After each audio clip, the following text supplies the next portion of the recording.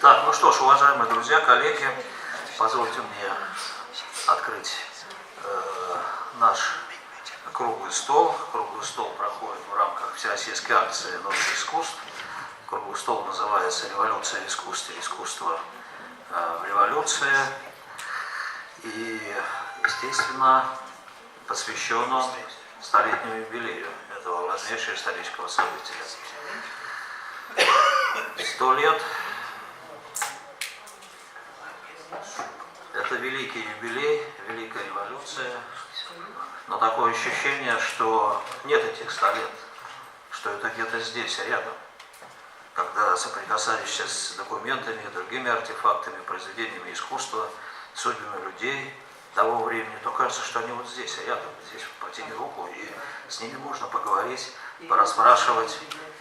И это очень волнительно. И, наверное, это говорит о том, что многие из тех вопросов, которые были подняты в то время, остаются и нашими вопросами. И что те вызовы, которые тогда стояли перед нашим российским обществом, перед всеми нами, они, в общем-то, являются вызовами и нашего времени. Но я думаю, что мы попробуем в этом во всем разобраться, тем более, что у нас сегодня присутствуют яркие личности, представители нашей творческой интеллигенции, я их представлю. Артемий Юрий Михайлович,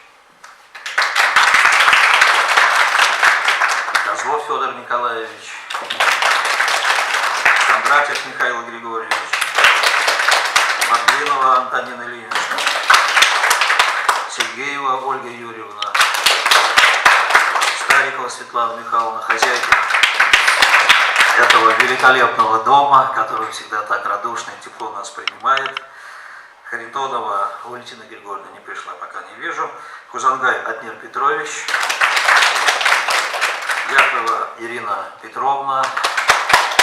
Ну и ваш покорный слуга, я буду вести этот вечер, этот круглый стол, Карпов Алексей Петрович. Сейчас с коротким вступительным словом выступит Михаил Григорьевич Кондратьев. Потом мы посмотрим небольшой кусочек фильма о Шагале и Малевиче. Ну и дальше развернем нашу дискуссию. Михаил Григорьевич, пожалуйста. Спасибо. Слышно, видимо, хорошо, да? Ну что, дорогие друзья, что такое Великая Октябрьская социалистическая революция? Это, наверное, не надо объяснять, но сейчас я хочу такой более современный подход предложить, что она, вот эта Октябрьская революция, лишь завершение гигантского процесса преобразования, значит, российского общества. А этот процесс начался, естественно, в 1905 году, вспышка первая была. Затем в феврале 1917 года вторая вспышка, не менее значительная, чем октябрь. Ну и потом октябрь, после чего уже гражданская война и советский период начинается. Вот. Ну, почему он гигантский? Потому что именно в этом периоде происходит крушение тысячелетней империи, монархии. В этот период происходит и мировая война, и, в общем, ломка всего, что могло быть в социальной жизни. Ну, интуитивно, конечно, наше общество, причем именно художники, это предвидели. Я напомню только «Бесы» Достоевского, где он уже, так сказать, механизм вот такой смены менталитета показал. Достоевский. Он показал это, и я даже не знаю, за что больше его ненавидел Владимир Ильич Ленин, который, в общем-то, открыто писал где-то в письмах о том, что Достоевский был обижен на всех и на все, потому что его в мертвый дом посадили, он, значит, на каторге побывал. Но на самом деле, наверное, Достоевский еще показал, а Ленин, я уверен, что все это читал, не упоминает, он показал вот механизм революции, которые потом совершились. Да, он именно бесов показал, за что Владимир Ильич Ленин, видимо, определил к нему свои отношения. Ну, зато о Льве Николаевиче Толстом, он по-другому говорил, Толстой как зеркало русской революции. Это, так сказать, в художественной сфере, в литературе русской, значит, уже, так сказать, назревала ситуация еще вот с последних десятилетий XIX века. Ну, не только, конечно, Достоевский и Толстой, это вот символизм, это, конечно, вот те мистические взлеты, ну, я музыканта уж назову, Скрябина, с его Прометеем, поэмой экстаза. Ну, тут же и поэты, тут же Александр Блок, конечно, с символизмом. Идея искусства для искусства, все это витало в атмосфере и формировало, так сказать, вот будущее. За что уже потом большевики подняли на щит того же Скрябина, того же Блока. Это потом использовалось, так сказать, в идеологических целях. Вот. Ну и, конечно, в это же время в рамках вот этих взлетов художественных возникала и идея поисков искусства для искусства, как чисто формальных поисков. И тут я ради, так сказать, зацепки хочу одно стихотворение. Покажите первый самый кадр, пожалуйста. Вот, только чтобы видно было. Вот эта фигура поэтическая, это отражение вот таких фигурных стихов, которые вот накануне революции, в 20-е годы, в русской поэзии достаточно много это было. А в чувашской единственный образец — это Федор Павлов.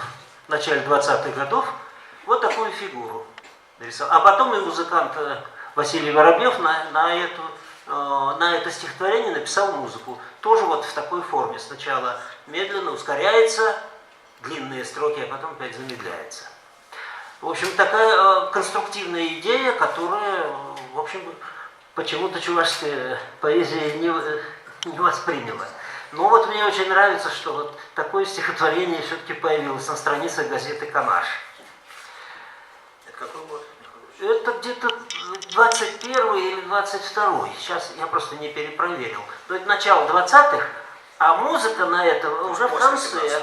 В 27 году, когда десятилетие октября отмечалось, и хор такой очень интересный появился. Это отдельный большой разговор о музыке, сейчас я не буду, наверное.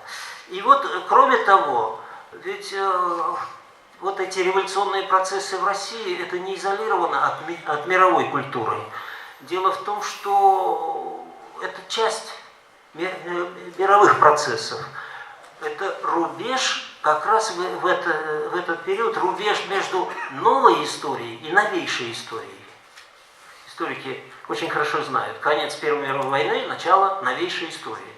Это вот, можно говорить, с одной стороны, мировая история повлияла на процессы в России, но с другой стороны, я хочу напомнить, что, побывав вот в эти дни в России, американец Джон Рид написал «10 дней, которые потрясли мир». Это тоже литература, такая публицистическая, но эти дни в России потрясли мир. То есть было взаимное вот такое влияние мировых процессов на Россию, что здесь творилось, и что здесь произошло, оно повлияло, ну, мы это уже знаем, нам очень хорошо в советское время преподавали, каким образом, значит, влияло там рабочий день, профсоюзы и так далее. И вот мировой капитализм, превратившийся в империализм, по Ленину очень многое воспринял от этого, потому что вот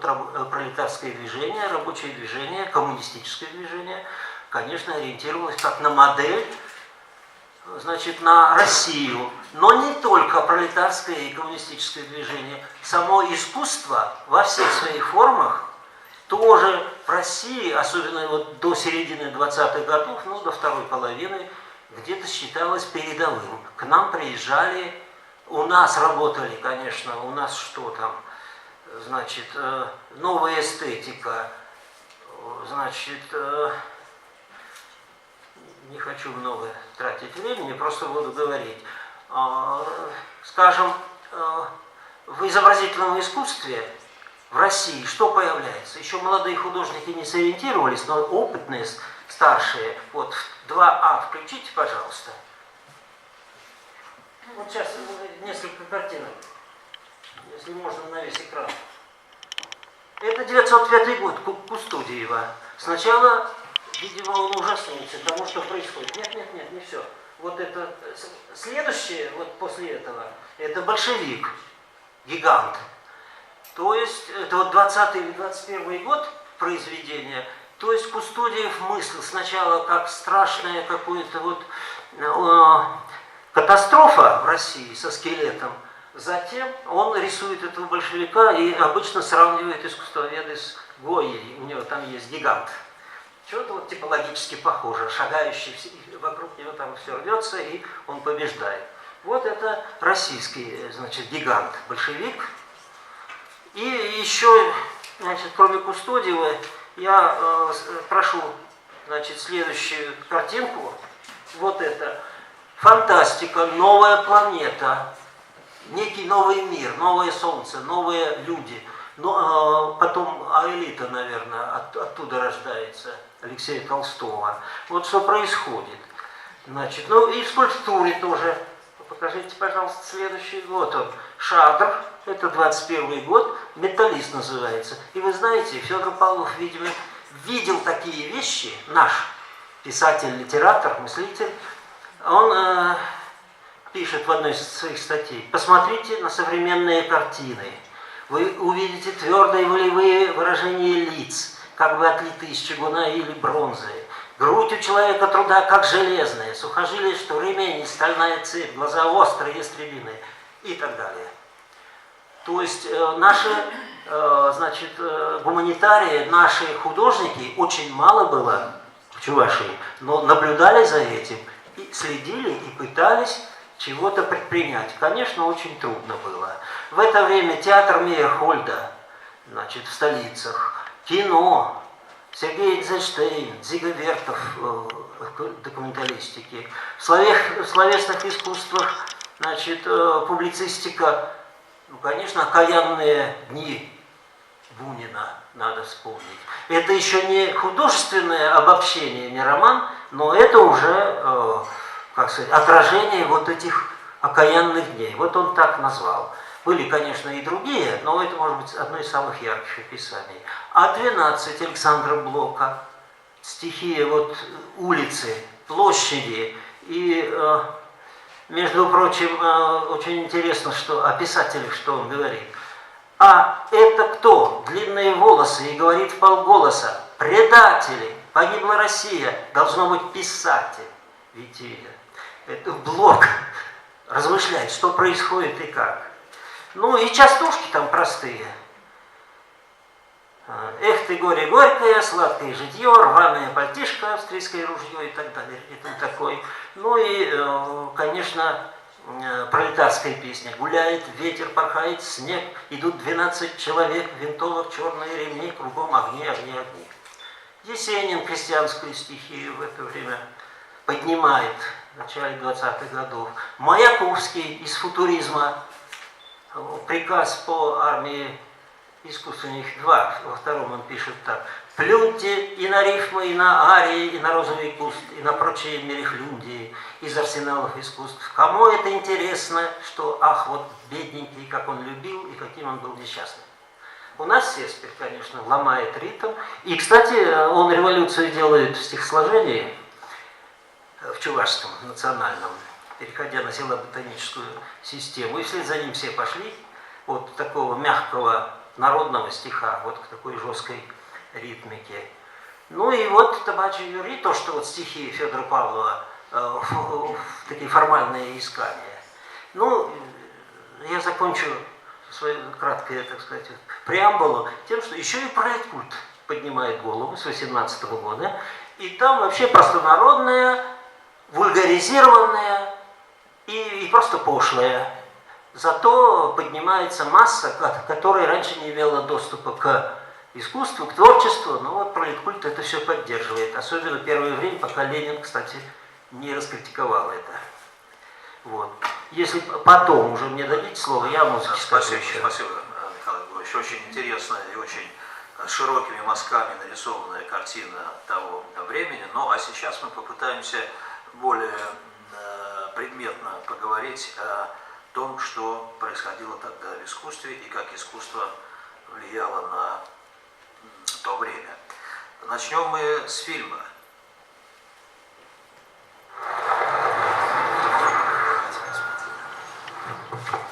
Да, похоже, мы влипли. Может, сжечь ее? Не успеем. У Троцкого что не так? Дуло к виску и в расход. Отвечать-то нам, а не этим клоунам.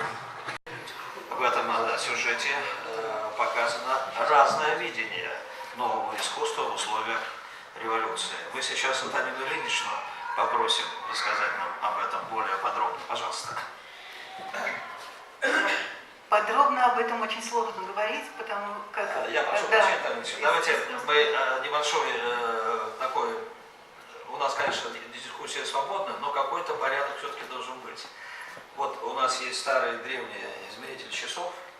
Может быть, мы успеем об этом поговорить, но сегодня вот в первую очередь меня попросили, может быть, прокомментировать этот фрагмент фильма. Хотя, конечно, это действительно очень сложное, революционное искусство очень сложное. И в Витебске, как мы помним, столкнулись два взгляда на революцию. Это Шагал, Марк Шагал и Казимир Малевич. Вот сейчас как раз такое лозунговое, что ли, выступление Малевича мы с вами увидели и услышали. Действительно, это был человек, который абсолютно вошел в революцию поначалу, и как со многими интеллигентными людьми и творческими людьми случилось позднее, разочарование было полным, конечно. В этом смысле Малевич, конечно, его, может быть, поставить можно с Маяковским, с его декларацией нового искусства, с его абсолютным неприятием прошлого, то есть отторжением прошлого искусства. И Малевич считал, что революционное искусство не может быть живописью, в каком мы обличии видим эту живопись. Поэтому тут речь его и идет о музее, который тоже с корабля истории надо скинуть. Вот.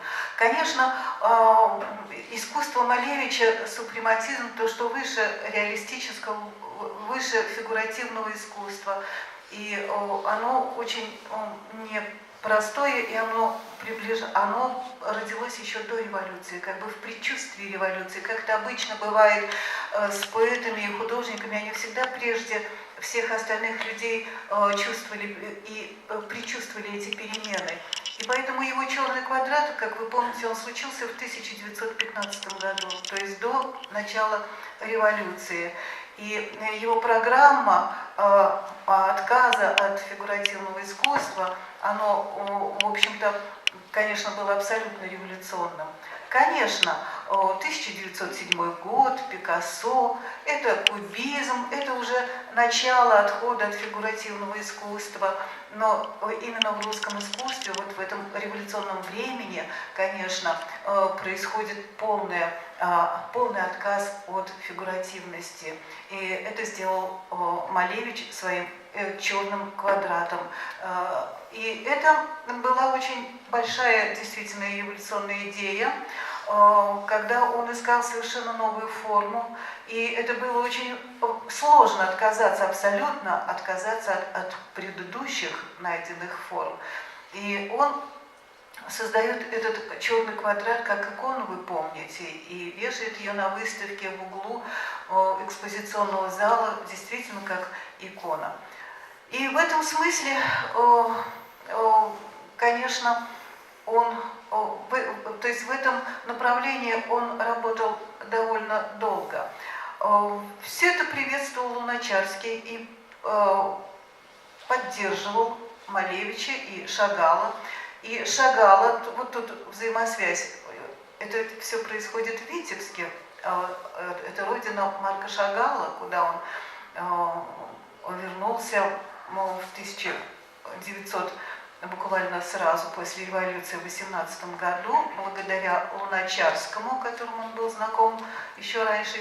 Луначарский назначил его комиссаром от искусства и дал ему большую волю. И тогда он как раз и приглашает Малевича в Витебск, но происходит между ними, то есть они не могут прийти к единому мнению, потому как, вы видите, Малевич, он в этот период очень революционен и очень активен, и он буквально украсил весь Витебск вот такими вот плакатами и лозунгами, и это он считал сейчас самое главное, что должен делать художник.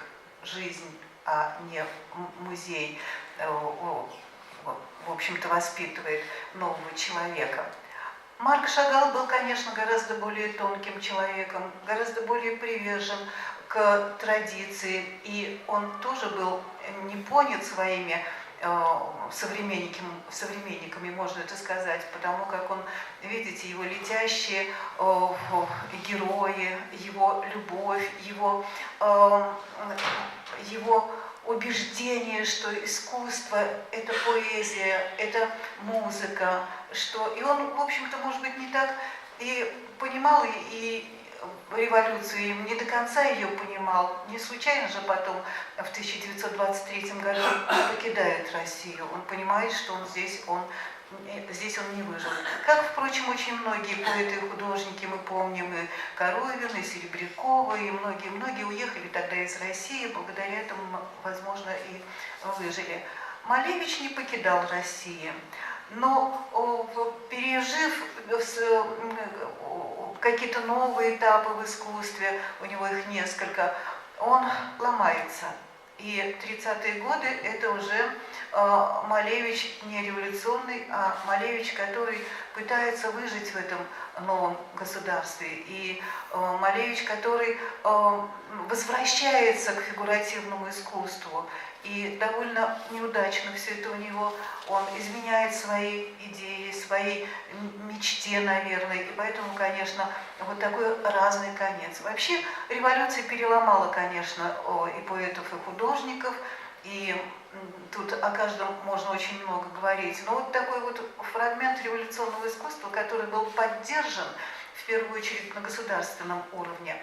И мы помним, что Луначарский и Ленин обратили на искусство как способ воспитания нового человека и как способ облегчения, что ли, управления массой большой, потому что вот этой революционной идеи были, конечно, больные, наверное, масса, которая не особенно была близка к искусству, к литературе, к поэзии, вот такая вот простота и лапидарность, что ли, в искусстве, она была более близкой, более понятной. И сам Луначарский, как говорят, он не особенно любил гардистов, ни Малевича, ни Шагала, но он понимал, что эти художники нужны в этот период. Вот потому оно и случилось, такое авангардное искусство, которое потом стало признанным во всем мире, и Европа, в общем-то, шла за русским авангардом во многом. Спасибо. Спасибо, Дарья Ильич. Я думаю, сейчас, секундочку, это как раз хотел об этом. Вижу вашу руку, и то, что уже есть реакция в зале. Давайте есть такое предложение. Сначала дадим выступить нашим экспертам, всем, поскольку... Потом вас стынет все это. А потом перейдем просто к свободному разговору, вопросы, ответы, реплики. Ваш вопрос это вопрос не на 5 минут, а, так сказать, на целый вечер. Выражает ли это какие-нибудь чувства настроения рабочего? Причем тут рабочие? Крестьянина. Расскажите о супрематизме, вот как раз черный квадрат. Да. Это для искусства. То есть мы призываем к вопросам, но к вопросам... Скажите, пожалуйста, Да. вот что вы чувствуете, вот смотрите на этот квадрат, что вы чувствуете? Рассказываете, вы же специалист. Вот смотрите, чувствуете. Искусство ли это? Что вы видите, что Это искусство, это космос. Значит, Марина Ильинична, коротко, глубоко. Да, ну, конечно. конечно, приближение революции, сама революция – это и мощный всплеск той энергии, которая копилась в многочисленных народах, которые населяли Российскую империю и, разумеется, и чувашского народа. И вот в связи с этим, конечно, есть вопрос, на который бы мне хотелось, чтобы попытались ответить наши эксперты. Вот я нашел одну цитату из Шагала, он сказал так: если бы я не был... Сейчас, секундочку, я найду. Он сказал так: если бы я не был евреем, как я это понимаю, я не был бы художником, или был бы совсем другим художником. То есть речь идет о том, что высокое искусство, которое достигает мировых высот, не может быть не окрашено национально, не может питаться национальными корнями. Очевидно, об этом сказал Шагал. То есть если бы он не был стопроцентным евреем, и он действительно рос и воспитывался именно в этой среде, у него не получились бы те шедевры, которые он создал, и которые стали достоянием всей мировой культуры. Вот в связи с этим, конечно, есть вопрос, Артем Петрович. Вот на самом деле такая сильная связь между корнями и тем, что создает художник. Сложный вопрос. Я не знаю, национальный корень. Ладно, сейчас где обрезали? А мы попытаемся не заезжать. Спасибо. Но я не знаю, как ответить на этот вопрос насчет корней там, и так далее. Я думаю, что наоборот, эти представители авангарда русского в данном случае начала 20 века, они наоборот порывались со всякими корнями вообще, я думаю. Там, Ну, вот цитата Шагала. вот. Ну, цитата Шагала. Шагал, во-первых, вообще не революционный художник. Я думаю, что революция к нему имеет такое довольно малое отношение, потому что он развивался в такой специфической среде, такой местечковой. И все эти еврейские мотивы у него идут и в Париже там, и так далее, и все прочее, на Витебск там, и так далее. Вот это... России мало там. Нет, не, на России там есть, но такая специфическая Россия, так сказать, Витебск там и так далее. Вот я думаю, что вот я, не знаю, я хотел сказать немножко о другом. Вот этот русский авангард начала 20 века, ну и после революции немножко там развивался в течение, может, 10-12 лет. Он стал так давно уже как бы таким классическим наследием, что ли, вообще в мировом искусстве, это понятно, вообще принято. Но вот эти наиболее выдающиеся представители, они действительно предвидели, предчувствовали революцию. Ну, скажем, вот такой очень значимый поэт, футурист, вообще для поэзии Велимир Хлебник, он уже предсказал вообще, когда будет революция. Вышел такой сборник футуристический был, посвященный общественному вкусу. В 1912 году он вышел, и вот там, ну, он был заполнен там наполовину творениями Хлебникова.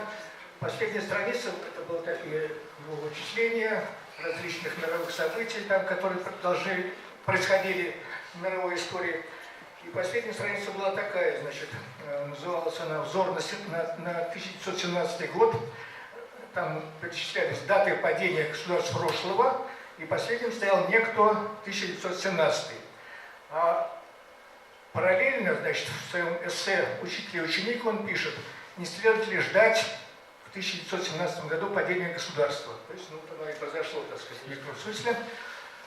Маяковский тоже, как бы, чуть позже, в 1915 году, в своей поэме «Облако в штанах» пишет, такие строчки есть: в терновом венце революции грядет 16-й год. Ну, немножко, так сказать, на год, скажем так, ошибся. Вот. Ну, Хлебников, он, я думаю, что действительно революционный поэт, потому что даже его такие, ну, его считают таким поэмом-эпиком, универсальным поэтом, для футуристов был как бы учитель, все его признавали, Маяковский, там, Бурлюки, там, и так далее. Вот, и его поэмы, такие революционные поэмы, можно сказать, они действительно считались наиболее значительным вкладом вообще, ну, в поэзию именно такого революционного духа, скажем так. Это поэмы «Ладомир», «Ночь перед советами», «Уструк Разина», «Ночной обыск» там, и так далее. Вот. Конечно, они принимали революцию, все эти классики авангарда, в том числе и сам Маяковский. Ну, известные вот такие строки Маяковского. У него автобиография такая есть, «Я сам», в 1919 году написано. Значит, ну еще раньше он там пишет, что его сестра вернулась из Москвы, наверное, туда, в Грузию, где он там жил пока в то время, после революции, после первой революции 1905 года. Это была революция, пишет Маяковский. Это было стихами. Стихи революция как-то объединились в голове. Выкрепло сознание близкой революции. Потом уже после 17 года, после Октябрьской революции 17 года, он записывает: принимать или не принимать, такого вопроса для меня, для других москвичей и туристов не было. Моя революция, там, ну и так далее. Вот. Хлебников также писал в стихотворении «Гурлюк»: странная ломка миров живописных было предтечью свободы, освобождением от цепей, так ты шагало искусство. То есть они, естественно, приняли революцию, вот этот размах, какой-то космический такой масштаб, что ли, происходящих событий. Вот недаром же все-таки говорили тогда о мировой революции, не только о революции вот в одной конкретно взятой стране. Были, так сказать, мысли совершить мировую революцию во всем масштабе. Но это, в общем, соответствует пафосу Хлебникова, скажем, потому что он охватывает в своей поэзии там все, там, и Европу, и Азию, там, и так далее. У него такая универсальная, такая достаточно космическая поэзия. Или взять вот другого такого тоже видного представителя авангарда, как, ну, основатель, считается основоположник абстракционизма Василий Кандинский. У него есть такой трактат о духовном искусстве. Он сначала был напечатан на немецком языке в Германии в 1911 году, потом был зачитан как доклад на всесоюзном съезде, Всероссийском съезде художников в 1911 году. Но он так-то, наверное, у него все-таки отношение было к революции, вообще такое несколько, ну, негативное, скажем так. Вот он пишет в этом трактате: самоубийство, убийство, насилие, недостойные низменные мысли, ненависть, вражда, эгоизм, зависть, патриотизм в кавычках, партийность, духовные существа, духовные личности, творцы атмосферы. Ну, атмосфера такая, значит, вот, когда случаются целые периоды самоубийств, враждебных воинственных чувств и так далее, война и революция, последняя в меньшей, чем первой мере, являются продуктами такой атмосферы, которую они зачумляют все больше. То есть зачумляют вот эти все какие-то низменные страсти, по его мнению, они вот как раз пробуждаются во время войн, во время революции и так далее. Далее он пишет: мы живем во времени, полное вопросов, предчувствий, намеков и потому полное противоречий. Мы легко извлекаем вывод, что именно к нашему времени гармонизация на основе одной краски подходит наименее. Быть может, с завистью, с печальной симпатией слушаем мы творения Моцарта. Они для нас успокоительная пауза в бурности нашей жизни, как бы утешение и надежда. Но все же мы слушаем их как звуки из другого прошедшего и в корне нам чуждого времени. Борьба тонов, вот его как бы определение революции. Борьба тонов, потерянное равновесие, падающие принципы, неожиданные удары барабанов, великие вопросы, бесцельные устремления, разорванность исканий и тоски, разломанные цепи и связи, соединяющие многое в одно, противоположение, противоречие, вот наша гармония. У него была такая, ну, такой не очень-то, как бы, принимал, наверное, революцию, поэтому он, наверное, ощутился тоже, уехал, вернее, в Германию, там, у него там тоже деятельность была достаточно бурная, основал там это, «Голубой всадник», там, объединение, ну и работал со многими там известными европейскими живописцами. Но действительно они приняли, вот здесь было сказано, что Шагал был комиссаром по делам искусства Витебской губернии. Малевич был назначен, тоже, очевидно, с подачи Луначарского, народным комиссаром там, ИЗО наркомпроса с 29 года. Да. Кандинский был членом художественной коллегии, отдела ИЗО наркомпроса, председателем Всероссийской закупочной комиссии, вице-президентом Российской академии художеств и так далее. То есть они даже занимали такие какие-то административные посты, руководили, можно сказать, определяли в какое-то время художественную жизнь. Хотя это, правда, было не очень долго. Вот Малевич после возвращения из Витебска где он там основал УНОВИС, это, так сказать, такое объединение учредителей нового искусства, сокращение. Вот. Но оно там просуществовало недолго, где-то года 2, наверное, потом там начался голод, нехватка еды, там, и многие его там ученики, и он сам вначале поехали в Петроград. Но там он основывает тогда, значит, как это называлось,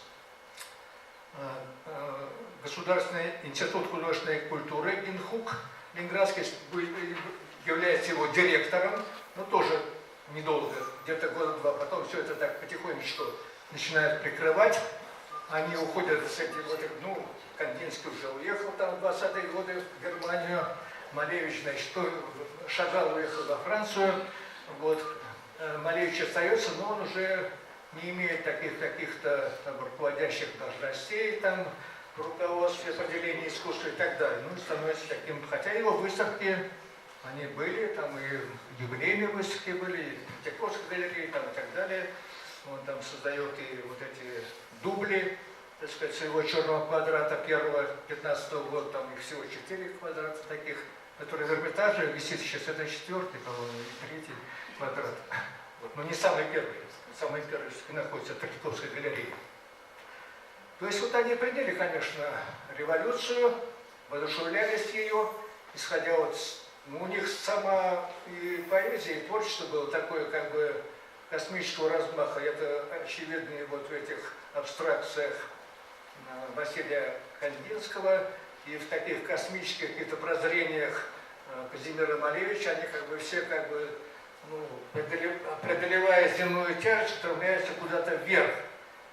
Вот все эти его квадраты, белые квадраты, белые на белом, там Малевич и многие-многие супрематические композиции.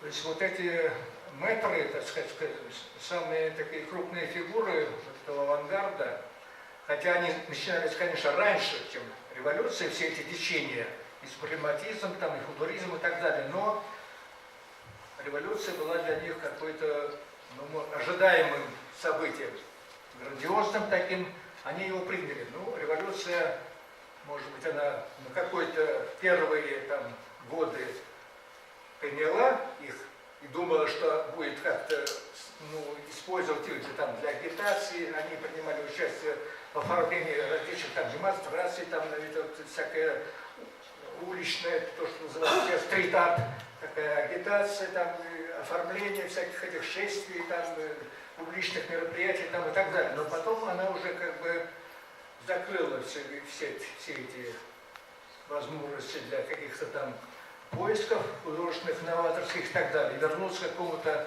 странному такому, не знаю, классицизму, там, какому-то, не знаю, чему там, какие-то все эти вещи там пошли потом. К административному регулированию. Да, и так далее. Я пока на этом остановлюсь, потому что потом можно будет продолжить. Юрий Михайлович, ну вот футуристы, мы помним этот еще из школы, их знаменитый лозунг «Бросить с корабля современности Пушкина, Достоевского, Толстого, Достоевского». Вот, то есть было стремление, очевидно, порвать со всей классикой, порвать с русской традицией. И, наверное, это стремление питало в том числе и революционное настроение.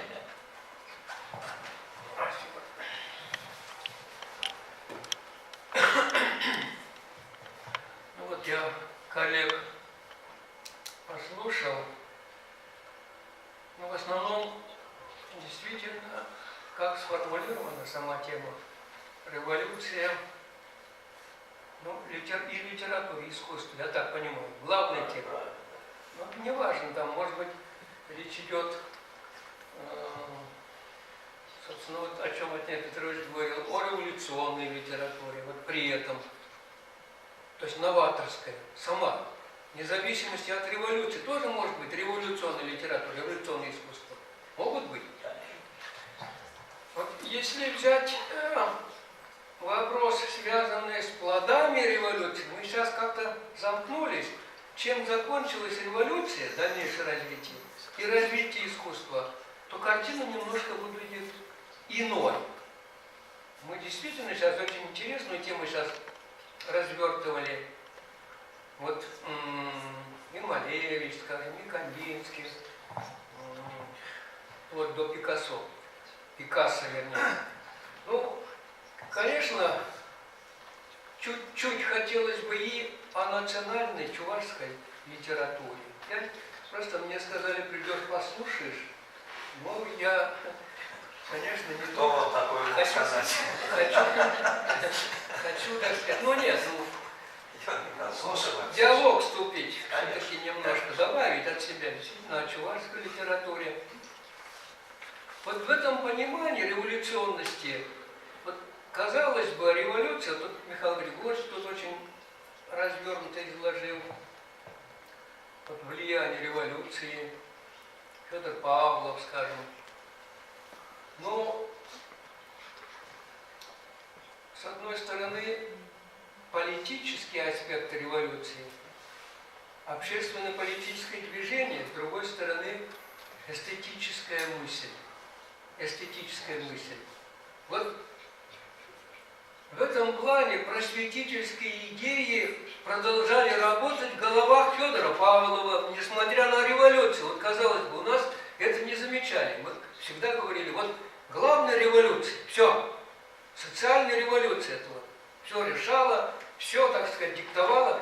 Оказывается, вот это просветительские идеи Яковлева работали в головах Максимова Кошкинского, Федора Павлова, Максимова, Степана Максимовича, ну там других. Ну, Константин Васильевич Иванов, он раньше умер немножко. Тахты там другие, вот ученики Яковлева. Вот, это мы до сих пор даже нам не разрешали об этом писать даже. Вот. Сейчас мы чуть-чуть начинаем уже, но, к сожалению, уже все свертывается. То есть свертывается что? Не успеваем, потому что национальные литературы сегодня, если вот так вот прямо сказать вещи, языки в очень трудном положении.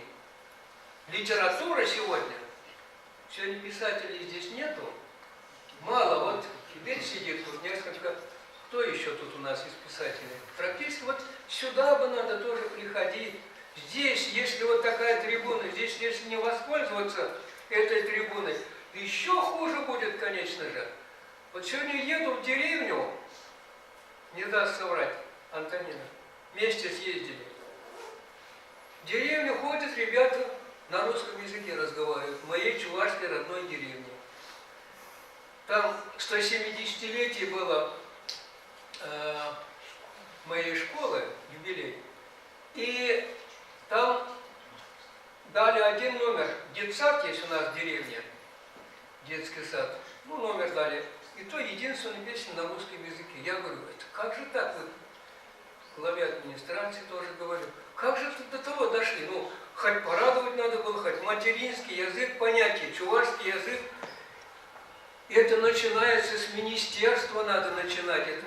Без этого наши вот эти вот веселые, так сказать, встречи, праздничное настроение, оно, так сказать, не имеет будущего. Оно скоро вообще быть не нужно никому. Понимаете, беда в чем?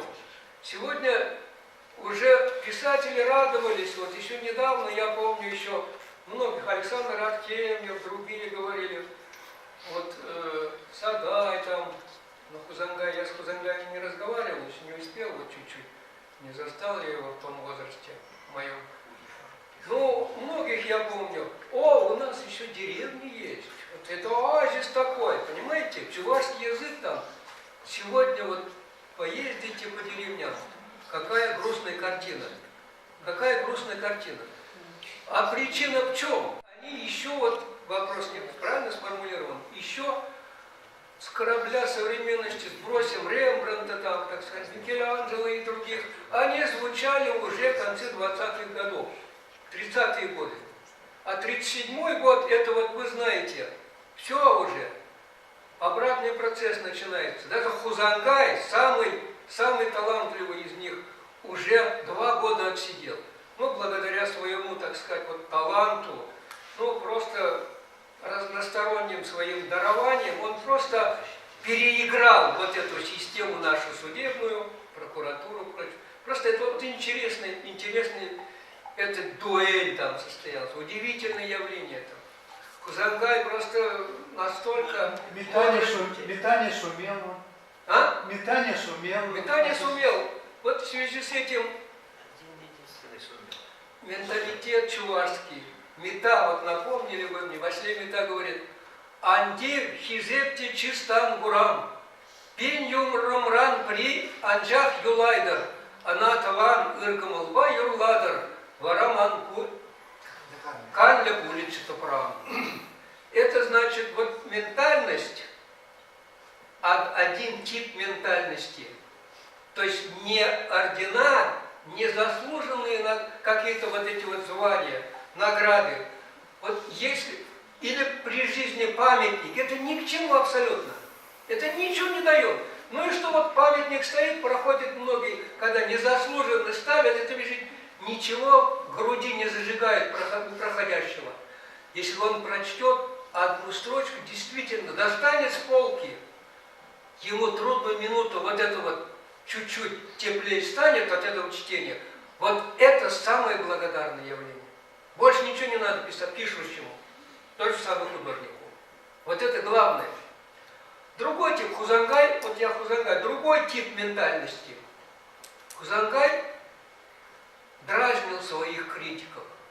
20-е годы молодой, 20-летний Хузангай, 21-летний, он играл с ними. Он просто издевался над ними, потому что они были ему неровня, они были слабые, критика была слабая. Казалось бы, зубастая должна она быть. Нет, они просто ничего с ним. А он их откровенно дразнит. Шипшинте чарджар, критика говорит, ведь эмер парюра юрлаш. Одну и ту же песню, говорит, поют критики, как птенцы, желторотые. И эти снова на него набрасывают, снова в каждом номере Сундала, там, значит, Канаш, Шлегензензасы, значит, в журналах, газетах, все объектом критики становится Хузангай, главным объектом. Но Хузангай знал себе свою цену. Вот что интересно. Хузангай знал. Вот, казалось бы, иногда даже не очень красиво, вот он самонадеянным иногда кажется. Но Шанада Бхаман Шалгара, верю своей звезде, значит, то есть. Идет он по жизни вот так вот, верю своей звезде. Это не каждый мог говорить. Надо было быть Хузангаем, талантом обладать вот таким. И ему это шло. И ничего с ним не смогли делать. Он, правда, тоже короткую жизнь прожил. Но его, конечно, травили долго. Его здоровье подорвали. Я уверен более чем это. Он заболел раньше времени. Вот. Это вот другой тип ментальности. Но таких практически очень мало в чувашской литературе, поэзии. Петр Павлов, тот же тип этого мета, Константин Иванов, эти гении, они, это вот скромность. И Летахты. Вот Лао Цзы говорит, вот Сеспель к Хузангаю относится, вот такая жена немножко. Спасибо, что напомнили. Сейчас я хотел, что-то важное сейчас.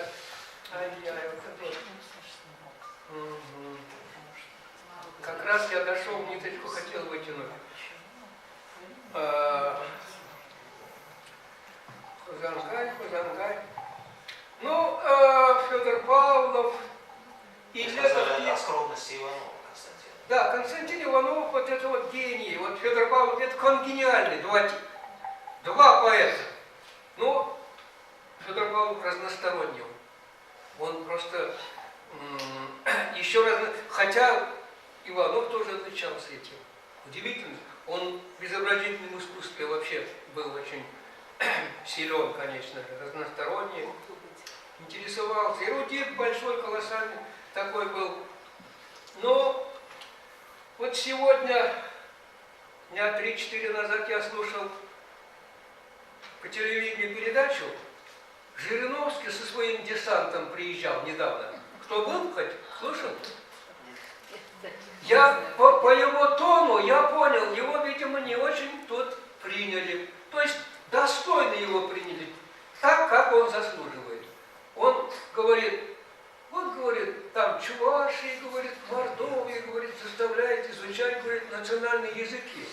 Зачем это, говорит, нужно? Вы понимаете, да? Он об этом не стыдится говорить. И приезжает голоса собирать сюда, потом, во время выборов. Ему, неужели он, концы с концами, ему все-таки надо было? Он ставку делает именно на наши вот регионы. Поволжье и прочее. Свои 10-12 обязательно наберет процентов.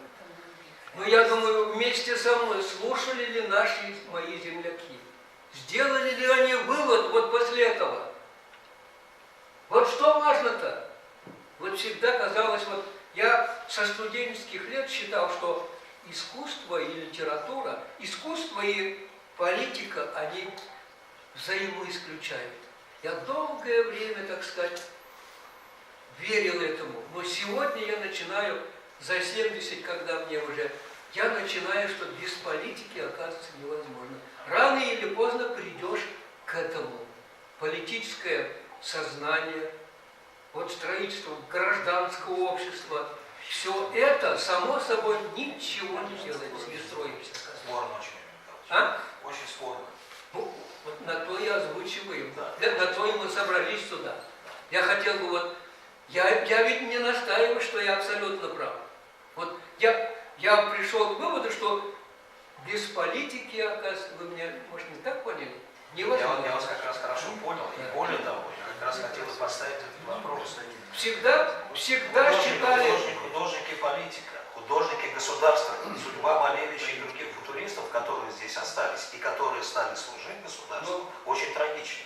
Нет. Ну, Трагична судьба беда в том, тоже вошел в политику. в то же время они и слабы были в политике, потому что они не были менеджерами. Вот Адмир Петрович говорил, им доверили руководящие посты, это не для них, вы понимаете? Правильно, и надо не было для них. оказаться. И не надо было. Конечно. Вот трагедия-то в чем? Не потому, они политически, конечно, безграмотны были в этом. Они даже отрицали, как вы говорите, политику.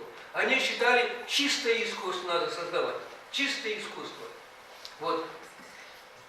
Они хотели искусство своим изменить жизнь и изменить человека. Но это в Это одночасье не была бывает. В поэтому одночасье не пошли бывает. политику, пошли Вот в политику. том-то и дело, вот возвращаясь к тому времени, вот вопросу, как вы сформулировали, конечно же, начали свертывать, расстрелы, эти, сажать начали. Все, социалистический реализм тогда, социалистический реализм, вот этот вот главный метод искусства, литературу нашу, вот, тогда они превратили в профанацию. Вот этот положительный герой для подражания, все это, искусство так не делается. Вот то, что вы говорите, бессознательное, где работает, там настоящее искусство.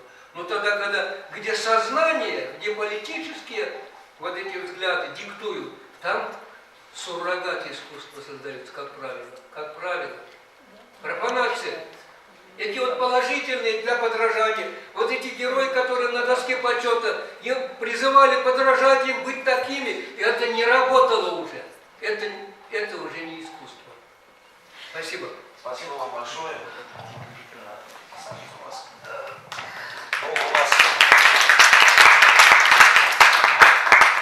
Юрий Михайлович в своем он умеет зажечь. И зажечь не потому, что надо зажечь, а потому, что он сам горит внутри.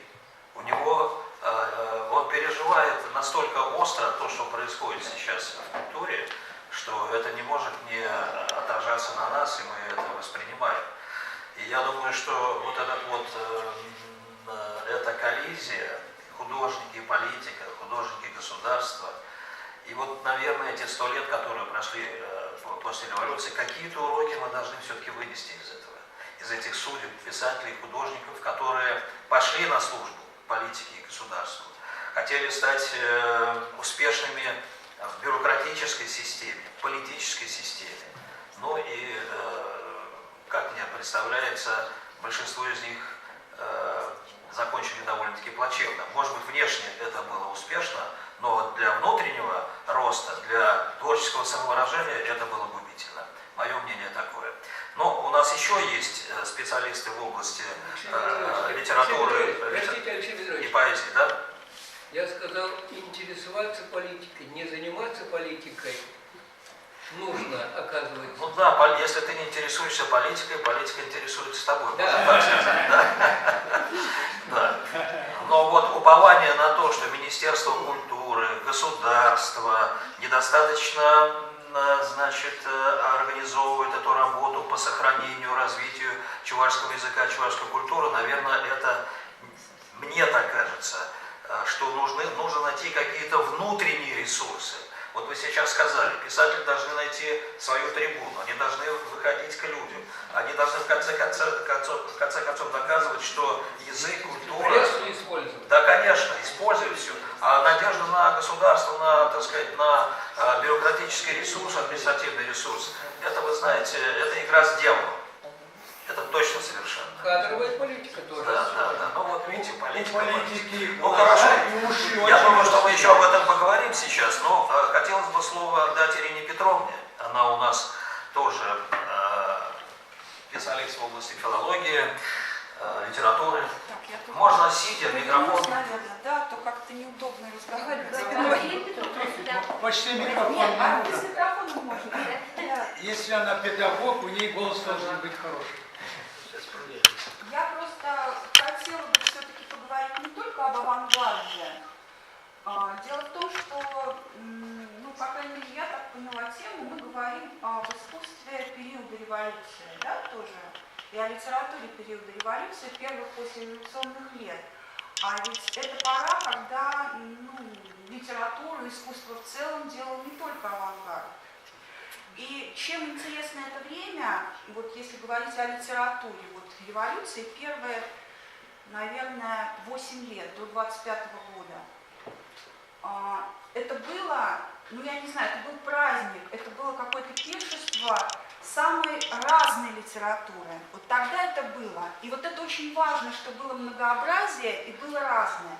Да, были футуристы, но рядом были какие-то совершенно другие литературные группировки и другие писатели. Ведь это пора, в которой вот, ну, одновременно, да, существовали писатели самые разные. Те, кто уже до революции был известен, сложился как писатель, да, даже там реалистическая школа. Тот, кто вошел в литературу вот в 17-м году, не такие как, там, не знаю, Шолохов, Тихонов, там, да, Николай Тихонов, поэт. И поэтому это было очень интересно, потому что, вот представьте, одновременно совершенно разное существовало, и это как-то уживалось тогда. Вот эта тенденция, какое-то вот такое многовариантное восприятие именно эстетического. Ведь это было у нас в литературе, не только в литературе, и в искусстве. Вот после революции вот эти вот 8, ну чуть больше, может быть, 9 лет. Чуть, может быть, даже там кто-то успел еще в конце 20-х что-то сказать свое, как Аберюта, например, да, которые в 29-м году появились. Вот это многообразие надо оценить, потому что действительно это дорогого стоит, когда совершенно разные писатели существуют, да, в одном поле, когда проходят споры литературные, вот тогда вообще не очень популярны были споры, когда выходил, например, представители одной литературной группировки и другой, и они между собой спорили, а зал наслаждался этим, да, слушал. Вот. Когда люди тянулись к этому, когда им это интересно было, когда, в конце концов, учились читать и писать, когда создавалась масса самого разного уровня литературных каких-то, не только литературных, но просто о литературе мы говорим, кружков, институтов, университетов, когда всему можно было научиться, когда Гумилев учил, как писать стихи, кого угодно мог этому учить. Он считал, что любого человека можно этому научить. Это все было, понимаете? Вот это ведь связано не только с авангардом. Это просто была вот такая пора замечательная для творческой самореализации, потому что все это принималось, да, спорили, да, каждая литературная группировка считала, что она как раз... То есть революция – это праздник для искусства и литературы. Я неправильно Пусть говорю. расцветает 100 тысяч цветов. Я говорю о величии, ну, вот, о грандиозности того, что было тогда в литературе и искусстве. То, что происходило тогда не очень долгое время. Но, к А сожалению, потом прошел трактор и... вот эта тенденция к монологизации, она победила, потому что единое должно быть все, да? И не только в политике и идеологии, но и в искусстве, и в литературе. К этому уже пришли. Стали отсекать все то, просто физически, да, просто... Ведь вот тут говорилось о том, что жертвами системы стали те, кто стал поклоняться, ну, как бы стал частью, да, вот там Малевич, Шагал и так далее. Но не только они, те, кто были против системы, тоже пострадали и так далее. Поэтому это трагическое время в целом. Поэтому тут нельзя говорить о том, что вот кому-то было хорошо. Но они пострадали прежде всего как художники, то есть когда они пошли А служить. если человека физически уничтожили, великого художника, он пострадал и как художник тоже. А уничтожали самых разных по таланту, по уровню таланта художников, по принадлежности какой-то идеологической. Это было вообще страшно потом уже время, да? А мы говорим вот как раз о поре, когда все-таки еще вот это многообразие существовало, очень недолгой поре и очень интересной. Вот если читать воспоминания молодых людей того времени, которые вот застали все это, да, когда они бегали там с одного выступления на другое, когда они жили этим, хотя было голодно, холодно, но почему-то это все было нужно. И Цветаева, когда уезжала, говорила, что вот из страны, где мои стихи были нужны как хлеб, я уехала в страну, где ни мои стихи, ни вообще чьи-то стихи не были нужны. Вот понимаете, вот это вот такое состояние общества, оно было вот в этот период. Я не говорю, что это праздничное, светлое состояние. Мне кажется, вам что-то сейчас как раз ехать в ту страну, в которую Цветаева поехала, не нужна ни поэзия, ничего, а только хлеб и все. Да, это какая-то другая уже история. А мы говорим о том времени, да? И потом, смотрите, каждый художник, вообще как каждый человек тогда должен был решать. Вот что я принимаю? Что искусство и литература – это что-то автономное, либо же искусство и литература – это часть идеологии. Вот каждый должен был для себя этот вопрос решать, да? И в зависимости от этого получилось что? Революция, которая буквально расколола, да, литературу, единый поток литературы на 3 потока таких, да? Литература официальная, так ее назовем, литература, как мы тогда говорили, возвращенная, да? Или задержанная, то есть человек не уезжает из страны, но он как бы уходит во внутреннюю миграцию, он не публикует свои произведения, да, ну, там, та же Ахматова или Платонов с его лучшими вещами, или там Булгаков, да, и литература русского зарубежья, то есть писатель, который вот уезжает в сознательной стране. То есть вот, смотрите, вот это происходит, то есть каждый для себя решал, что такое для него его, ну, как бы, творчество, да, и победила это тогда вот эта тенденция, что литература должна стать частью идеологии, стать ее такой своеобразной служанкой, да. Вспоминайте статью Ленина, которую мы всегда учили в школе в советские времена, да, о пролетарской литературе. А вот, то есть, вот это ведь было все. Пролетарская партия. Ой, простите, ради бога, да. Партийная организация, партийная литература, так называлась статья. И это ведь было очень сложно, да, когда вот есть как бы официальная позиция, что литература должна отражать идеологически определенные принципы. А писатель не хочет этого делать. Кто-то сознательно там, ну, конъюнктурно, да, что-то творил. Не творил, наверное, а делал. Кто-то абсолютно искренне в это верил, кто-то сомневался. Это ведь тоже процесс, это тоже все очень сложно, да? Вот. Но это было тоже, это было частью нашей, ну, литературы, истории. И это тоже интересно, потому что идет процесс, некое движение. Все, что, в принципе, исчезнет в конце 20-х, когда вот такое своеобразное болото будет, да? Вот. А тут вот это движение, процесс были. Поэтому это очень интересно читать то, что было написано одновременно, или смотреть картины, написанные одновременно, какие разные были художники, какие разные были поэты, писатели. Вот это важно. И потом, смотрите, ведь появился новый герой. Мы, да? Мы. Вот это вот не я, не отдельная личность, а мы, коллектив. Мы, вот это вот, сколько было произведений, которые так назывались, особенно стихов, именно мы. Вот. И мы ведь было выше, чем я. И ты как бы должен был личные свои интересы подавлять в себе, да, если ты вот преследуешь. Нижегородский край был не так давно, и, значит, чувашская песня даже в Нижнем Новгороде звучала, «Щебода». Ну, вот это та самая эстетика. Сегодня она странно, конечно, ну что про лапоть петь? Мы даже на сцене стесняемся, что в лаптях выходит. Иногда кто-то и осуждает. Хотя для чувашей нормальная была обувь. Ну, вот так. Ну, чтобы долго не искать не буду, тут еще я хотел, конечно, кое-что другое. Но давайте вот гимническую музыку, которую тоже мы из столиц, из вот уже значит, революционная музыка, революционное искусство перешло в гимны, в оды героям сначала, потом Ленину, который уже ушел из жизни. И вот «Октябрь Сюли», «Путь октября» – это первое крупное национальное произведение, тоже к десятилетию октября, значит, появилось. Василий Петрович Воробьев. Пожалуйста, 9А номер, чуть-чуть. Ну, оно достаточно длинное вступление, как бы темное прошлое.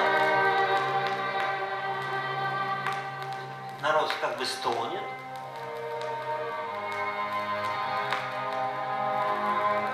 Классическая концепция от мрака к свету. Ну вот сейчас мрак идет.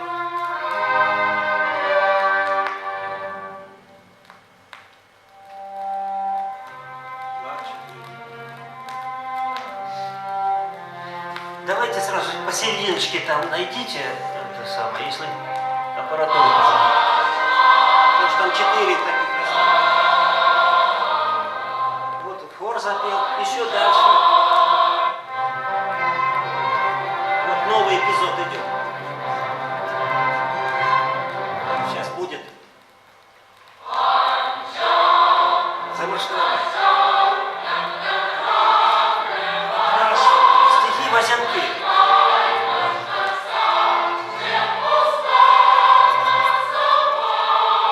Васянка просто перевел Безыменского, значит, такой пролетарский поэт Безыменский.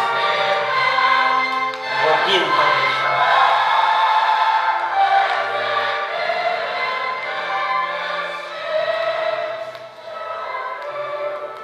Сейчас прекрасное соло сопрано.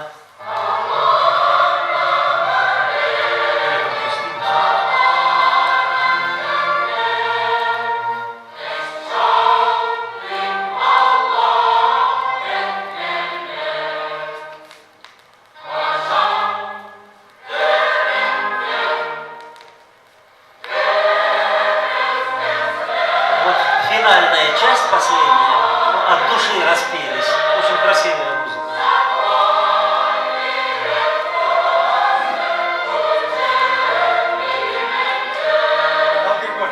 Все студенты через это произведение куда ходят? Сейчас вряд ли, это раньше. Это великолепная музыка. Причем для Чувашии это был прямо прорыв в большую форму и те формы, которые в столицах исполнялись. Вот соло. Анна Ивановна Токсина в свое время.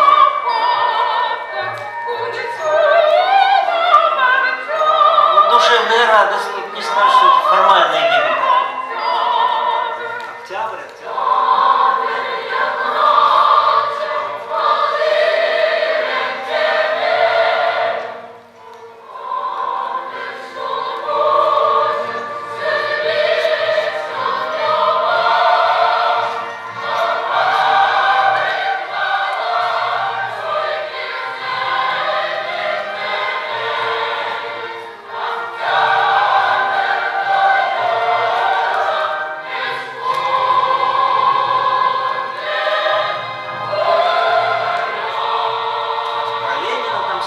Достаточно.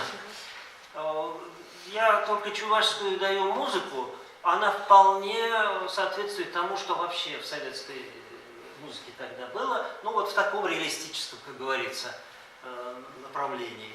Дальше я уже, наверное, сокращу это все, ну просто скажу, на материале вот это интенционно обновленном, новых вот этих песен, которые раньше на эстраду не выносились, интонаций рабочих, интонаций варшавских там, и прочих, созданы классические произведения. Только напомню, конечно, на стихи Маяковского оптимистическая, Свиридова, оптимистическая трагедия меня сбивает, значит, патетическая оратория, простите. Значит, патетическая оратория на стихи Маяковского, Георгия Свиридова, Ленинскую премию, естественно, получила. Если мы сейчас не будем слушать, но вы послушаете, что левый марш, как звучал в музыке гениального композитора, что вот это самое «Гимн солнцу», тоже на стихи, это все Маяковский, то, конечно, эта музыка вдохновляет и сегодня, чисто эстетически. Вот. Но политически уж не будем это обсуждать. Я думаю, что здесь как раз очень важный момент, Михаил Григорьевич. Дело в том, что вот, продолжая нашу дискуссию по поводу художника, политики, государства, служения государству, то есть советские, ну, я обобщенно скажу, художники, везде и в слова, и в музыке, и изобразительного, они находили вдохновение в какой-то большой идее. Вот та идея космоса, которая пришла с Серебряного века, с футуристов и прочее, она превратилась в идею коммунизма. Это была мечта. Это была мечта, и, наверное, она оправдывала то, что они работали на это государство и на эту политику. Вот у меня такая ассоциация возникла. Есть точка зрения, что чем более выдающийся художник, музыкант, создает природу, а Пахмутовой там она, Октябрь, Ленин впереди, там, помните песня? Она действительно, ну, можно сказать, гениально одаренный автор песен. И благодаря этому все звучит, и мы на этом воспитывались и вдохновлялись. И Дунаевский, и Шостакович, все вот эти великие мирового масштаба мастера, не меньше, они звучат везде, они, собственно, формируют и наш менталитет. И тут есть вот некая опасность. Они подчиняют нас вот тому ритму, который они задают. А с другой стороны, это есть наш советский, наш российский менталитет, который вот сейчас с Западом у нас, конечно, вот взаимонепонимание. А почему еще? Потому что культурные вот эти модели наши, воспитанные иначе, это еще в архаичной, может быть. Было заявлено теми же самыми футуристами, и именно на этой основе они, собственно, восторженно и приняли революцию. Они подумали, вот тот же Малевич, он думал, что наступило время, почему он так спорил с Шагалом, что когда напрямую можно формировать нового человека. Напрямую, без всяких посредников, без музеев, без театров, без, так сказать, картин, которые, видите, как повешенные, висят в музеях. Напрямую с помощью культурных средств прям его, так сказать, лепить этого нового человека. И что же там за человек, Ольга Юрьевна? Знаете, давайте вспомним два таких известных и таких противоположных. Блажен, кто посетил сей мир в его минуты роковые. Да? Это один вариант. И другой вариант, не дай Бог жить в эпоху перемен. То есть вот такие вот... Это как бы не наш китайский. Что-то тебе... Китайский вариант. Да. Причем, но я могу усилить звук, мне он, собственно, особо не нужен. Я, наверное, не совсем, может быть, в таком ракурсе, но вообще личность в культуре – это как раз тот вопрос, который меня давно и очень интересует. Ну, в данном случае в преломлении революции. Давайте вспомним наших великих, в широком смысле, земляков волжан. Да? Это, конечно, Алексея Максимовича Горького и Федора Ивановича Шаляпина. Вот. На будущий год, юбилейный для них год, 150-летие исполняется им обоим, и эта дата будет широко освещаться. И в Казани уже много лет идет личность, такой форум, великая личность в эпоху великих перемен. Вот. И вот этот вопрос, который, в общем, меня волнует с какой точки зрения, наверное, не с точки зрения, может быть, формирования нового человека, хотя это, безусловно, тоже это интересно. Это была, опять же, утопия и иллюзия. Да, безусловно. А вот с точки зрения, как люди, которые сотворяли революцию, в искусстве в частности, сами как личности переживали и революцию, и ее последствия. И вот, наверное, Горький и Шаляпин здесь такие вот яркие примеры, потому что оба работали на революцию творчески, оба принимали участие в этих процессах, один как буревестник революции, другой действительно как человек, который формировал новую эстетику и вокальную в том числе, да, Михаил Григорьевич. Вот. И, понимаете, оба фактически были советской властью и почти канонизированы, и потом низвергнуты. И вот это вот психологически такой сложный, психологические перипетии, это очень интересно. И в этой ситуации, знаете, наверное, что интересно? Как личность переносит вот такие сломы и остается личностью. Ведь мы же с вами знаем тоже и примеры, когда личность растворялась, когда личность ломалась. Вот здесь прозвучало и о Шагале в том числе, да? Но вот надо отдать должное, вот эти личности сумели пройти через вот такие потрясающие испытания. И Алексей Максимович, и Шаляпин, который уехал, но все-таки, видите, вот, что меня всегда интересует, вот где вот та точка опоры. Я считаю, что этой точкой опоры является это вот все-таки та ментальность, в которой они выросли, и, если хотите, патриотизм. Все-таки, когда человек остается патриотом, человеком своей культуры, своей страны, своего народа, он сохраняет себя как личность. Ну вот так вот, исследуя многие примеры, еще хочу привести примеры уже не совсем людей, может быть, от искусства, но людей, которые тоже оказались в горниле революции. Например, это наш с вами уже непосредственно земляк Зиновий Михайлович Таланцев, которого мы здесь в библиотеке очень почитаем, и памятник которому у нас стоит на, как говорится, одном из крыльев библиотеки. Это, конечно, тоже удивительная личность, которая попал вот в этот водоворот. Он был тоже и среди тех, кто способствовал революции, будучи представителем купечества, уездного купечества. Он финансировал газету «Хэпар», он очень много делал, допустим, и в Казани, учась, не зря его высылали еще со студенческих лет и считали неблагонадежным.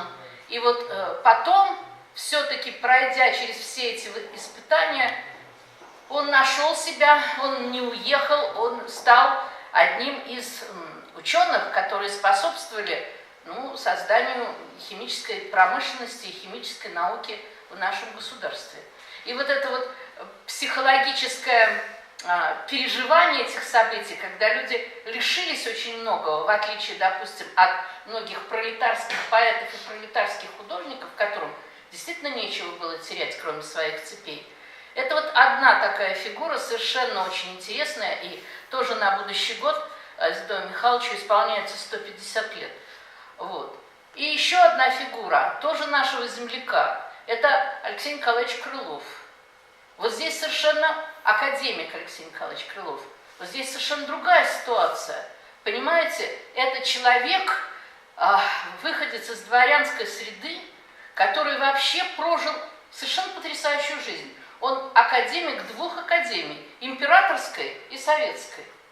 Понимаете, человек, который был, дворянином, сыновья которого погибли, как офицеры Белого движения, понимаете, был трижды лауреатом, трижды кавалером ордена Ленина, лауреатом сталинских премий и героем Советского Союза.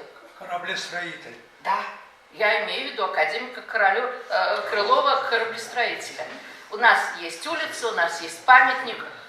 И вот вы знаете, я очень долго искала в его воспоминаниях, а как вот так вот можно было? И оказывается, не он даже сам, хотя косвенно там есть ответы на вопрос, а скорее его дочь, которая была, как мы знаем, замужем за Петром Леонидовичем Капицей, она скорее ответила на этот вопрос, потому что для него служение России и российскому народу было превыше всего. Он считал, что революция приходит и уходит, политики приходят и уходят, а государство, отечество, народ остаются.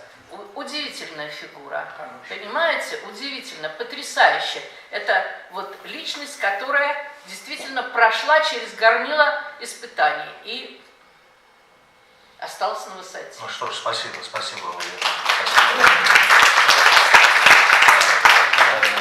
Федор Николаевич, как человеку глубоко зашедшего в архивы, в личные судьбы, наверное, эта тема тоже где-то близка, да? Покажешь, пожалуйста.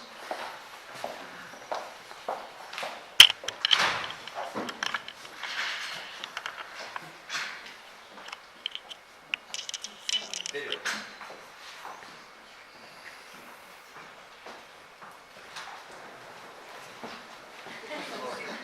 Какие-то хитрости.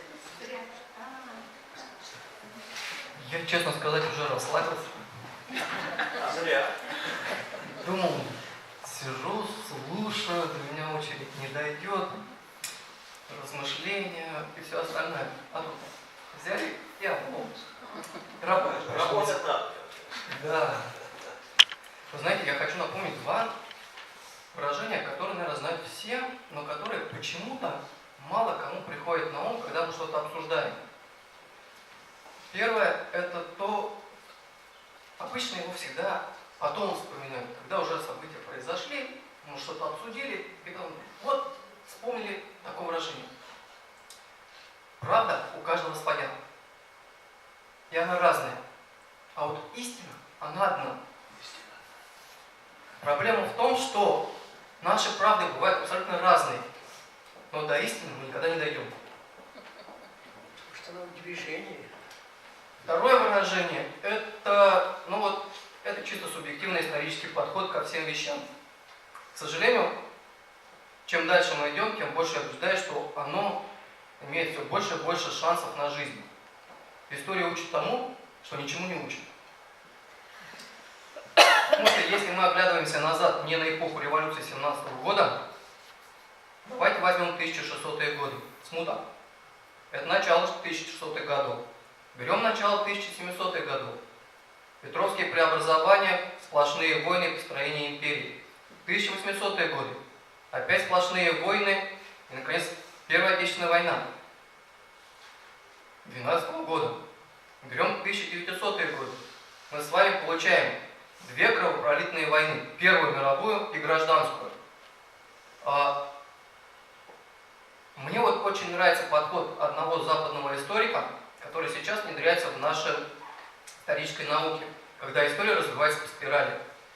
Вот если мы берем собственную историю, она вот и демонстрирует вот эту спираль. И каждое начало века оказывается на той точке, когда происходит что-то кровопролитное. Вот главное, чтобы история научила нас тому, чтобы в начале 21 века это не произошло. Еще один момент, который бы хотелось подчеркнуть с точки зрения истории, и сначала небольшая поправка у Ольги Юрьевны. Нельзя быть почти канонизированным. Это как быть немножко беременным. Вот так получилось, что вот революция 1917 года, это, наверное, та революция, которую в стране приняли все. Мы не можем назвать ни одного представителя какого-либо сословия, которое полностью оказалось только на одной стороне. Мы привыкли говорить, что белая кость, дворяне, все против красных. На самом деле, сколько дворян, причем самых разных рангов, они кадровые офицеры Красной Армии. Они те, кто планирует операции, которые проводят вот эти вот рабоче-крестьянская армия. Эти же самые люди, это те, кто двигает вперед медицинскую науку, уже будучи советскими чиновниками. В этом отношении я не совсем согласен с выражением, что не может быть художник чиновником. И не может чиновник быть художником. Можете со мной спорить, не соглашаться, но если вы разбираетесь в какой-то отрасли, то быть руководителем этой отрасли вы будете гораздо лучше, чем вчерашний студент с дипломом государственного муниципального управления. Ну да. Еще один момент. Вот мне всегда импонирует точка зрения, когда мы за плюрализм. Существует большое количество позиций, когда люди разных идеологических подходов собираются вместе. И начинается дискуссионное обсуждение. Вот почему я расслабился, что по очереди вот все выступают, дискуссия умерла в самом зародыше, благодаря Алексею Петровичу. Когда он сказал, высказываются сначала все эксперты, а потом вопросы. Вот. В моем понимании, все-таки, когда меня сюда пригласили, я думал, что я буду слушать, а потом оценивать чьи-то позиции. Как вы хотите оценивать? Вот. А тут, оказывается, мы высказываемся и оценивают нас. Но, знаете, приведу пример одного человека, тоже чувашский, из глубинки, Яческого района современного, о котором, может быть, многие слышали, кто-то знает глубже, кто-то меньше. Это целая семья. Известный поэт Турханов. Яков, Федор и Андрей. Самое замечательное из всех этих людей, личность с точки зрения вот неординарности судьбы, это Андрей. Это человек, который в молодости припнул к революционному движению, был изгнан, точнее, вынужден покинуть Казанскую учительскую семинарию, потому что его черносотенцы сфотографировали с красным флагом и уже искали. И укрылся он у своего родного брата Якова священника. Потом Андрей уже и заканчивает. После того, как эта вот черносотенная анархия так схлынула чуть-чуть, он возвращается и заканчивает учебное заведение. Работает учителем. Потом, спустя какое-то время, он у нас с вами действующий священник. Причем священник активный, занимающийся миссионерским, пасторским, просветительским делом в Омской губернии. Совсем далеко от Чувашии, но тяготеет к родине. Он перестает быть священником по одной простой причине. Вот он, как пишет в своих воспоминаниях, я мечтал воплотить через свое пасторское служение в жизнь коммунистические идеалы Христа. Он, представляете, действующий священник, которого лишили, не лишили, просто отстранили от работы. Он уже в Уфимской губернии, благодаря другому Андрею, такой же неординарной личности, но уже всероссийского масштаба. Это епископ Андрей Ухтомский, который и был сторонником, с одной стороны, церковного большевизма. Редко кто вообще воспринимает церковь и большевизм как два синонимичных понятия. А в 1917 году церковный большевизм и синонимичный ему термин «Ленины в церкви» это был вопрос, который обсуждался, и это не было кличкой. Это было течение в Русской Православной Церкви, когда действующие священники были за реформы. Вот Андрей Турхан – это типичный представитель вот этого вот церковного большевизма. Но представьте ситуацию, вот здесь уже звучал Илья Тхти. Они ведь вместе с Андреем Турханом были как раз теми, кто переводил на чувашский язык вот эти революционные тексты. Но ситуация развивается парадоксальным таким кардинальным образом. Мы берем книги Сироткина по истории чувашской литературы, и там целые разделы, связанные с Ильей Тхти. И вы вообще не встретите упоминания об Андрее Турхане. Зато есть упоминание о действующем священнике Якове, который вот в своих стихах еле-еле что-то там обличал, вот такое. Пусть негативное такое, с контекстом, но упоминание. А его революционному брату места не нашлось вообще. Ему не нашлось теоретически места и в более поздних, уже после советских изданиях. Пока, наконец, оно там не проявилось. К сожалению, многие биографические сведения этих трех братьев, они уникальные личности, на мой взгляд, они до сих пор искаженные. И даже в чувашской энциклопедии, к сожалению, многие даже даты, которые с ними связаны, например, у Якова дата смерти, они недостоверные. Но возвращаясь к Андрею Турхану, вот это человек, который в 25-м году возвращается в Чувашию. И он хочет работать на благо своей республики. Он отказывается от сана. Он становится не кем-нибудь, а чиновником. Пусть небольшой, но чиновник в Центральном исполнительном комитете Чувашской ССР, высший орган. Причем Андрей делает определенную карьеру. Сначала он рядовой служащий, а потом практически заведующий делопроизводством всего этого института. Но советская машина, она умеет перемалывать личности. И вот Андрей Тухан попадает в число тех, кого вычистили. Был такой термин, как чистка. И вычищали в первую очередь тех, кто имеет вот такое немножко нечистое пролетарское прошлое. Андрею Тухану пришлось очень много потрудиться, чтобы найти себе работу. И он ее находит простым учителем. Неважно, как потом дальше развиваются перипетии, но главное, вот 37-й год, 36-37 годы, Андрей Тухан уже преподает в Батревском педагогическом училище. И опять поступает кляуза, что вот бывшие попы, в том числе там Турхан, занимаются в педагогическом советском училище пропагандой своих старорежимных идей. Будет 37 год, но Андрей Тухан опять повезло, будет конкретно 37 год, начало, или даже середина. Он бы наверняка пополнил маркировок тех, кого вот расстреляли. Но это конец 37 года, когда уже план, спущенный сверху по расстрелам, выполнен. Даже его перевыполнили с учетом всех показателей. Ну и лишнюю галочку ради одного человека, видимо, ставить не стали. Хотя вот родственники все убеждены, что помогло письмо Сталину, которое Андрей написал. Сложно сказать, вообще оно дошло или нет, но родственники убеждены. Если мы берем Кавказский регион, а все привыкли считать, что на Кавказе живут достаточно плохо и бедно.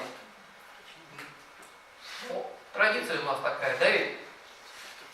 На Кавказе бедная семья, это у которой 6-7 коров. И вот сравните, богач в Чувашии и бедняк там. Ну, одной коровы хватило, чтобы Федор Тухан попал под молот репрессий. Причем это не просто пришли, арестовали и забрали. Люди, которые пришли забирать человека, оказались настолько безжалостными, что вот семья обедает, не просто едят, они не дождались, пока вот семья закончит кушать. Один из тех, кто пришел забирать, сказал, вот когда начнем разбирать крышу, земля будет падать на стол, выйдут сами.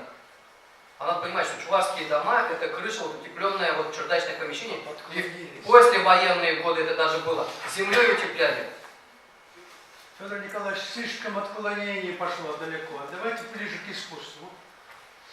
Ну, понимаете, искусство не может существовать без истории. Точно так же, как и история не существует изолированно от общества. Вот смотрите, о чем я хочу сказать. Когда мы рассматриваем персональные судьбы, они нам кажутся страшными, потому что мы рассматриваем конкретную человеческую личность, и мы видим всю ее трагедию.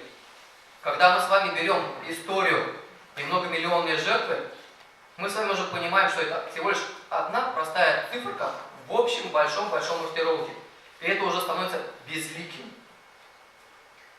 Мы легко сейчас оперируем цифрами, сколько у нас погибло людей в Первую мировую войну, сколько у нас погибло во Вторую мировую войну. Но как только мы берем личность... Но это уже, Федор Николаевич, другая тема. Да. Федор Николаевич, я прошу прощения, но...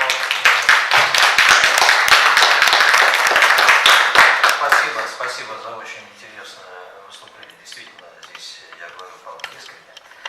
Вот. Но хотелось бы еще нам послушать Анатолия Ильича.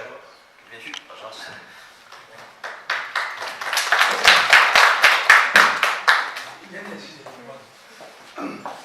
Я человек, который 40 лет стоял перед студентами, мне микрофон не нужен. Кажется, выработал.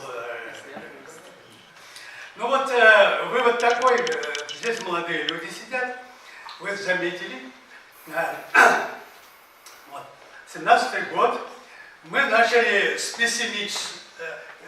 есть оптимистическое направление и пессимистическое. Начали с пессимизма, там черные квадраты, треугольники, шары, и пошли. Но вот столько оптимизма было в искусстве, об этом чуточку уже вырисовывается. То есть как два крыла получается. Вот. Чувашскому искусству сильно повезло. оно сразу начало развиваться в оптимистическом направлении. В оптимистическом направлении. Вот. И это и Сейспель, и Павлова вспомнили, и других. Это вот в таком жизнеутверждающем направлении. Видела их направление. Видела их. Вот если сказать, что дала революция чувашскому народу и искусству, очень много. Очень много. Вот такой вывод. Вот, ребята, почему наша республика называется Чувашской? Скажите. Почему? Потому что там живут видите ли, на простые вопросы не могут ответить. Вот потому что там чуваши живут. Не было бы чувашского народа, никакой республики не было бы, ребята. Не было бы ваших родителей, и вас не было бы, и меня не было бы, и многих здесь не было бы, если бы чувашского народа не было. И Чебоксары таким прекрасным городом не были, каким-то районным центром были бы этот городок, может быть. Ни правительства, ни гимна, ни герба, ни флага, ни министра, ни президента, ничего этого не было бы, если бы чувашского народа не было. Вот так надо подходить. Значит, и вот сразу же 17-й год чувашскому народу дает возможность проявить себя. Запомните, ребята, в прошлом, в 19 веке, слова «чувашия» не было такого слова. Не было слова «чувашия». Вот слово «чувашия» — это совершенно новое слово «чувашия». При советской власти утверждается «чувашия». До этого, ну, может быть, какой-то край сказали, там чуваши живут, и вот, поэтому я должен вам сказать, что вот наше оптимистическое направление сразу же, вот, и посмотрите, какой символ Михаил Сейспель. Прочтите его стихотворение, статьи, это вот все в таком направлении. Федор Павлов столько сделал, чтобы утвердить. Это вот у Сейспеля в смысле народности. У Сейспеля, Анатолий, все-таки у Сейспеля многое трагического, так ведь? Как? Трагического. Ну нет, это уже другой разговор. Мы сейчас об оптимистическом будем говорить в его стихах, как выражено отношение ко всему новому. А Федор Павлов до того быстро додумался.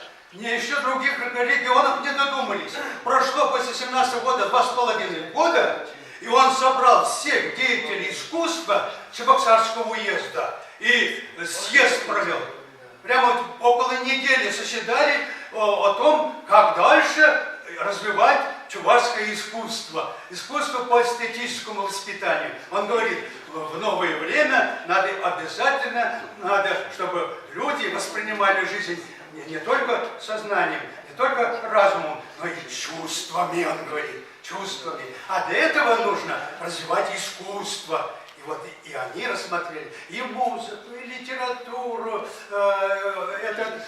народное творчество и так далее, и так далее. И вот это и получается так. Многое, что здесь сейчас сделано в чувашском искусстве, это есть плоды, идущие от 17-го года. Для нас 17-й год, он очень положительную сыграл. Вот это я хочу вам сказать. Спасибо, Анатолий, спасибо большое за ваше выступление.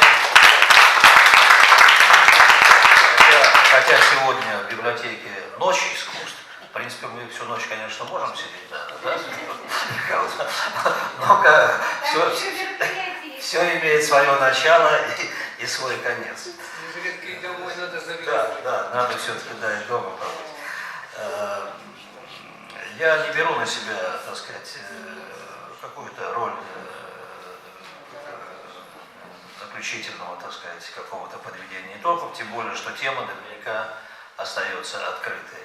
То есть те вопросы, которые мы сегодня пытались обсудить в достаточно коротком обсуждении, они, конечно, требуют, каждый из них требует очень скрупулезного, объемного, масштабного, всестороннего и изучения, и обсуждения. Кстати говоря, вот такого рода обсуждения, которое мы сегодня провели, я, конечно, тут соглашусь с Федором Николаевичем, мне пришлось использовать какие-то зубатовские, такие диктаторские, так сказать, функции, чтобы немножко приводить нас в порядок, потому что все яркие личности, у всех есть что сказать, и сказать очень много, но приходится вот все-таки как-то ограничивать.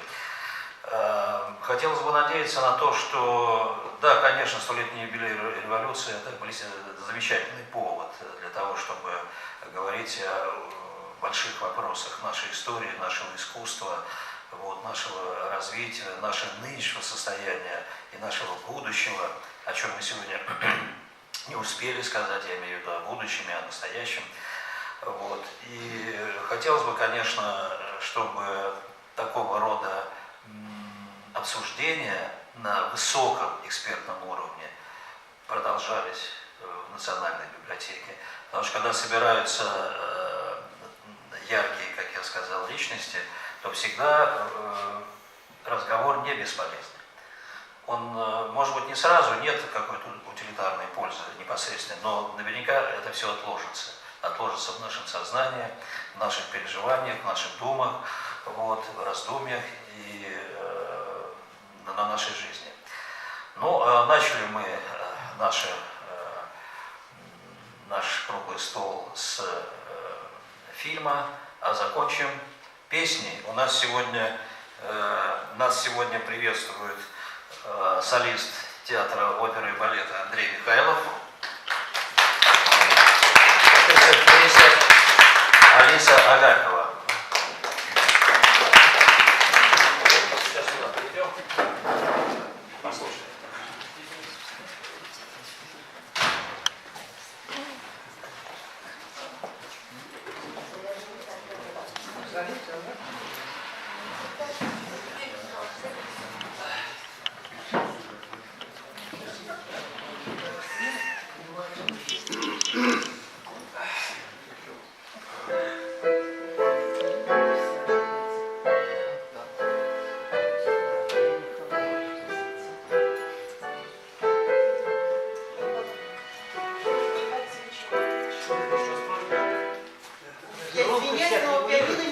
Сейчас можно отрегулировать.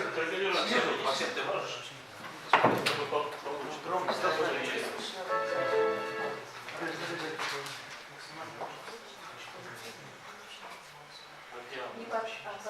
Все,